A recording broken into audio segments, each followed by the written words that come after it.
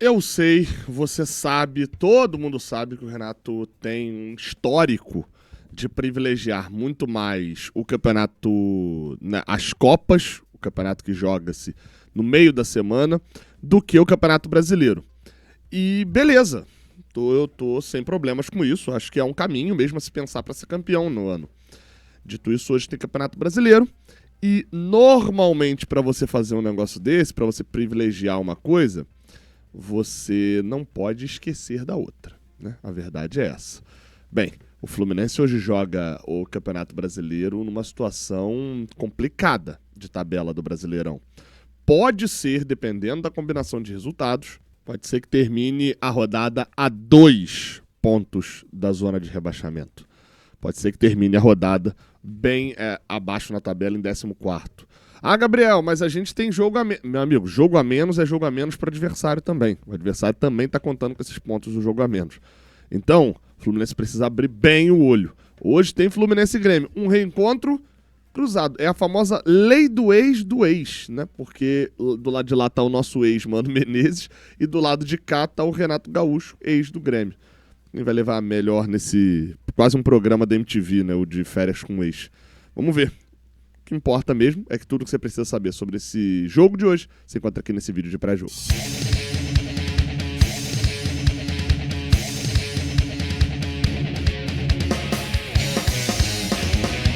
Seja bem-vindo, você guerreiro, você guerreira de todo o Brasil, de todo mundo. Aqui é o canal Raiz Tricolor. Eu sou Gabriel Amaral, eu sou jornalista, eu sou tricolor.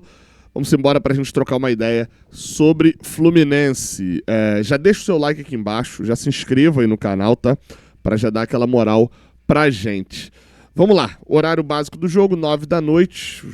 Horário horroroso pra um sábado, mas enfim, fazer o quê, né?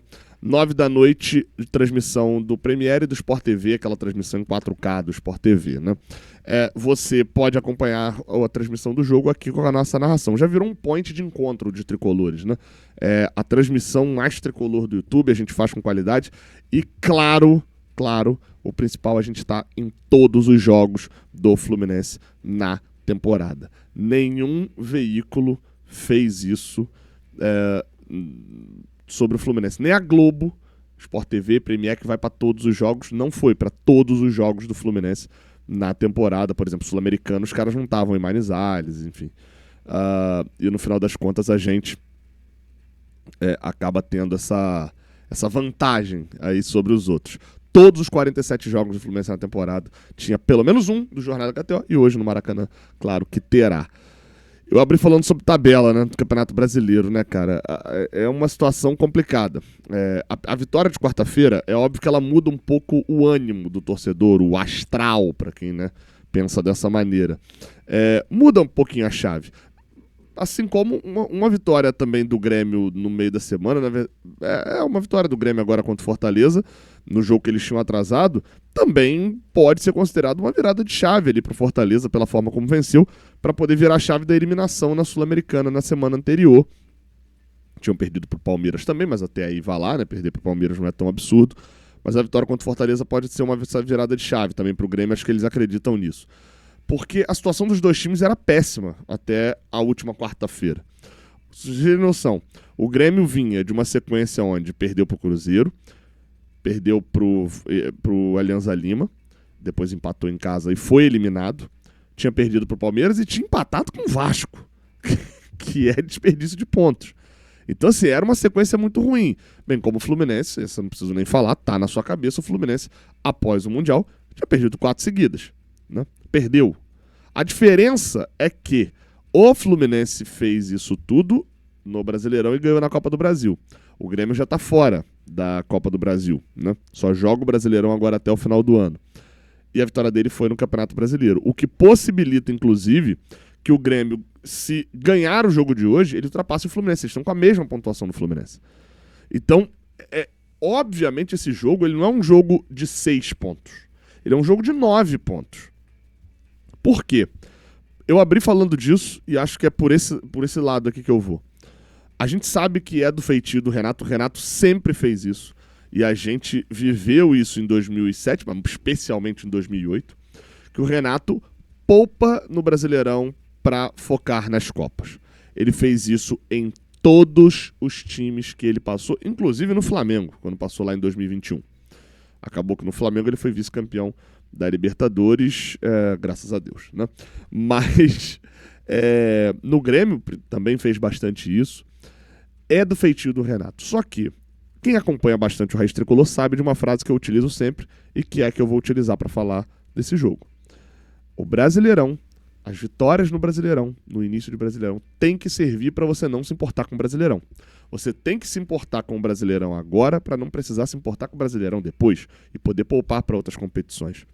A gente não vai ter semana cheia de Brasileirão mais durante um bom tempo. Pra vocês terem noção, se o Fluminense avançar na Sul-Americana e na Copa do Brasil, o Fluminense só joga 2 seguidas do Brasileirão lá no início de outubro. Ainda assim, porque a Copa do Brasil vai ser uma no final de semana, uma no meio da semana, porque a Copa do Brasil vai ser no final de semana, as semifinais dessa vez. Então, assim, se a gente fosse classificando nas competições, basicamente, a gente só faz uma semana sem Copa do Brasil ou Sul-Americana em dezembro. Então, assim, a gente vai ter que lidar com esse negócio do poupar e etc. E pra isso, meu amigo, sabe quem que não pode pensar agora em poupar? O time que tá afundado no Z4. Esse não pode pensar em poupar o time, porque ele tá muito desesperado, né? A gente não pode chegar nessa situação. Fluminense, dito isso, o Renato parece que vai levar o time titular pra campo. Tá poupando um ou outro. Acho que tá mais rodando, dando opções de lugares que ele não confia tanto, de jogadores que ele não confia tanto, do que necessariamente poupando. Quer ver? Vamos lá pra parte do bola e campo. Vamos lá, tá? A gente bota aí na tela as prováveis escalações. Fábio no gol do Fluminense, Samuel Xavier na lateral direita, e aí a gente já começa a ver que, né, a provável escalação não é a escalação garantida, né? O Renato só fala a escalação poucas horas antes do jogo pro time.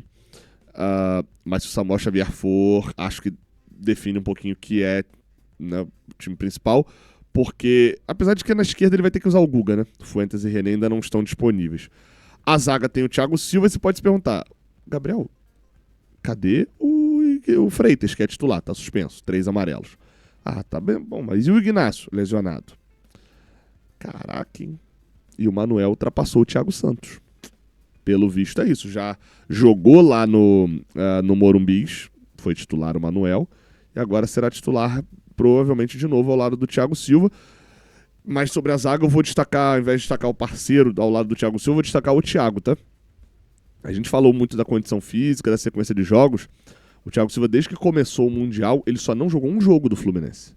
Desde o início do Mundial. A gente tá falando aí de 6 jogos no Mundial e tá falando aí de 5 jogos depois que acabou o Mundial. A gente tá falando de 11 jogos num recorte de 20 e poucos dias, mais ou menos. E o Thiago só não jogou contra o Mamelodi. Ele não foi titular contra o Palmeiras, mas devido à lesão do Ignacio teve que entrar no meio do jogo. De resto, foi titular em todos eles e ele não é substituído. Então ele joga 90 minutos direto. Óbvio que o esquema com 3 zagueiros favorece um pouco a ele, né? Mas vai jogar com 2 zagueiros de novo. No meio de campo, o Hércules, Martinelli e Ganso. Aí você pode até pensar, primeiro, Gabriel, cadê o Bernal? O Bernal tá suspenso também. E esse meio de campo sem Nonato e com Ganso, acho que, quando a gente falar do adversário, vocês vão entender mais um pouquinho da lógica do Ganso. E no ataque, ele mantém o Kevin Serna, ele não tem Soteldo, vai escalar o Keno. Vai precisar de 1 contra 1, vai precisar furar a defesa adversária. E na centroavância, o mais provável é que seja o Everaldo, mas é bom lembrar que o Everaldo fez 2 gols no meio de semana contra o Internacional e já tinha sido titular contra o São Paulo. Eu não sei se ele vai botar o Everaldo agora de novo e depois o Everaldo na quarta de novo contra o Inter. Mas hoje, o cenário, pra mim, a questão sobre o jogo de hoje é o seguinte: vai atrapalhar em alguma coisa o Everaldo jogar quarta-feira se ele jogar hoje? Não, então bota hoje. Hoje o Everaldo é titular do Fluminense. Tem-se muita certeza disso? Não. Tenho não, é por causa de um jogo, basicamente. Mas é porque é um jogo que os outros atacantes centroavantes não têm. Mas eu vou deixar aqui como dúvida, porque pode ser que ele queira segurar o Everaldo um pouco de tempo. Ele tem o Germancano para poder rodar, fez gol na última vez que foi titular o Germancano contra a equipe do Palmeiras. Então, enfim, vai que, né, ele bote o Germancano titular. Time do Grêmio, tá? Mano Menezes tá no comando do time do Grêmio. Aí você pode virar e falar bem assim, pô, O Mano Menezes está no comando, então a gente tem um baixo número de gols sofridos pelo Grêmio, né? Não, o Grêmio tem a quarta pior defesa do Campeonato Brasileiro, com 22 gols sofridos em 16 jogos. Caraca, Gabriel, que isso? O Mano Menezes aprendeu a defender? Então, mas tem uma pegadinha nesse número aí. Como eu falei, o Grêmio tem 16 jogos, 22 gols sofridos.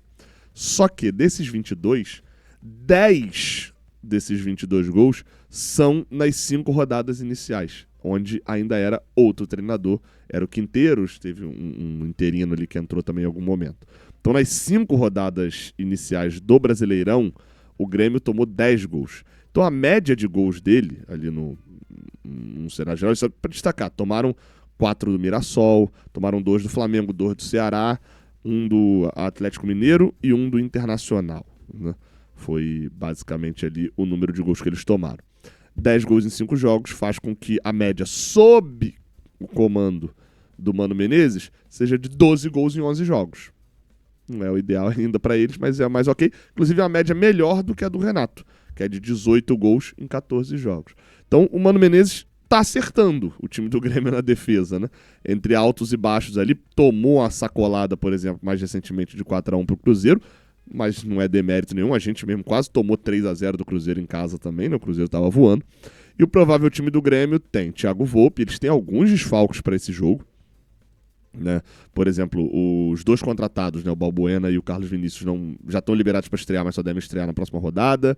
Eles não têm Marlon, aquele lateral Marlon, lembra? Marlon Bunda, o famoso Marlon Bunda, lateral esquerdo que estava no Cruzeiro, tá no Grêmio, é titular, mas tá fora do jogo por conta de terceiro cartão amarelo, assim como o Christian Oliveira também, o atacante.